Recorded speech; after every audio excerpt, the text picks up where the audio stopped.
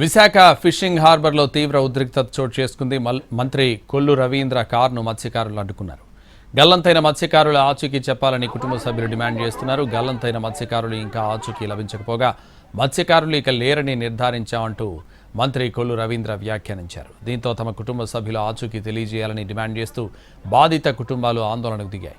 మంత్రి కొల్లు రవీంద్ర కాన్వాయ్ను మత్స్యకారులు అడ్డుకోగా పరిస్థితిని అదుపులోకి తీసుకురావడానికి పోలీసులు జోక్యం చేసుకున్నారు.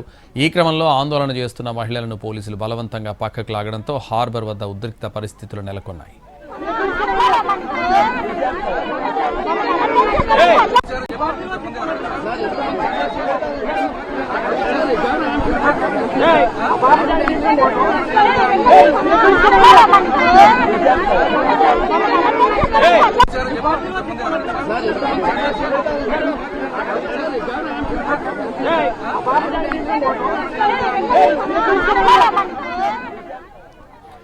ఈ నెల 4న జరిగిన బోటు ప్రమాదంలో 6గురు మత్స్యకారులు సముద్రంలో గల్లంతయ్యారు. సుమారు 72 గంటల పాటు విస్తృతంగా గాలించినప్పటికీ వారి ఆచూకీ లభించలేదు. దీంతో కోస్ట్ గార్డ్ గాలింపు చర్యలను నిలిపివేస్తున్నట్లు ప్రకటించింది. ఈ నిర్ణయం బాధిత కుటుంబాలు మత్స్యకారుల్లో తీవ్ర ఆగ్రహాన్ని రేకెత్తించింది.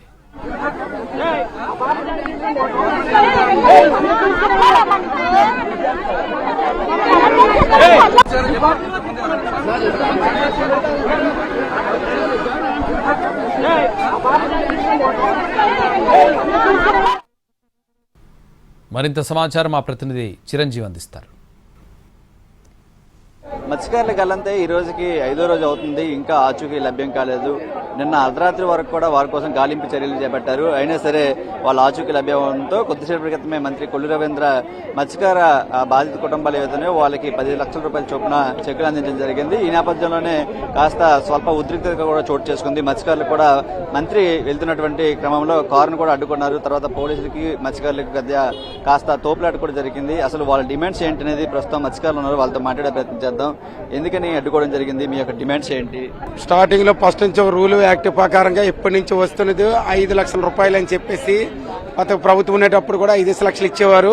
మరి అదే విధంగా బాడీ కూడా దొరకలేదా అని చెప్పుకుంటే ఇప్పుడు 5 లక్షలు కాదండి, కుటుంబం పూర్తిగా 6గురు కళ్ళెదురిగే ప్రత్యక్ష సాక్షి చిన్న ఎదిరింగే చనిపోయారు కదా, మరి వాళ్ళు పూర్తిగా బతుకు తెరవలేదు, చిన్న పిల్లలతో ఉన్నారు.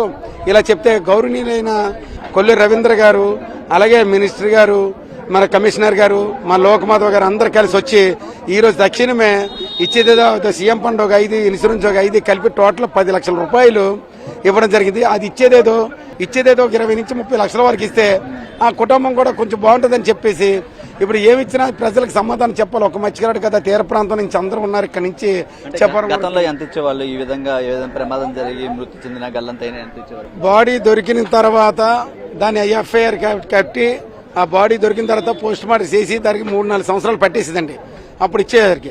అలా కాకుండా ఇది ఒక ఎన్నడీ జరిగిన ఇన్స్టిట్యూట్ ఇప్పుడు జరిగింది కాబట్టి, ఇప్పుడు జరిగితే పూర్తిగా ఉపాధి కోల్పోయారు కాబట్టి ఇమీడియట్ గా ఇస్తే ఒక 20-30 లక్షలు ఇవ్వండి. చిన్న పిల్లలతో ఉన్నారు, వాళ్ళ జీవనోపాధి కోల్పోయారు, చీకటి బతుకులు అయిపోయారు. మరి కమిషనర్ గారి, ఫిషరీస్ కమిషనర్ కి అందరూ చెప్పడం వల్ల అంతా డిస్కషన్ చేసి కలెక్టర్ గారికి కూడా చెప్పి ఈ రోజు అది ఫైనల్ చేసి ఇస్తే తక్షణం ఇప్పుడు ఇవ్వండి అన్నారు. లేదు 5 లక్షలు ఇప్పుడు ఇస్తాం, 5 లక్షల తర్వాత 3 సంవత్సరాల తర్వాత ఇస్తారంటే అలా ఒప్పుకోలేదు సార్. కొల్లు రవీంద్ర ఇచ్చినటువంటి చెక్ల విషయంలో అవ్వచ్చు, మిగతా విషయంలో కూడా కాస్త గందరగోళం ఏర్పడినటువంటి పరిస్థితి కనిపిస్తుంది. సరిగా ఉద్రిక్త పరిస్థితులు కూడా నెలకొన్నాయి. తర్వాత ఇచ్చినటువంటి నష్టపరిహారం ఏదైతే ఉందో దాన్ని కూడా కొంచెం పెంచాలని డిమాండ్ చేయడం జరిగింది. ఈ నేపథ్యంలోనే మత్స్యకారులకు అటుగా వెళ్తున్నటువంటి మంత్రి ప్రశ్నించడానికి వెళ్లారు. ప్రసాద్తో చిరంజీవి ఎన్టీవీ విశాఖ నుంచి.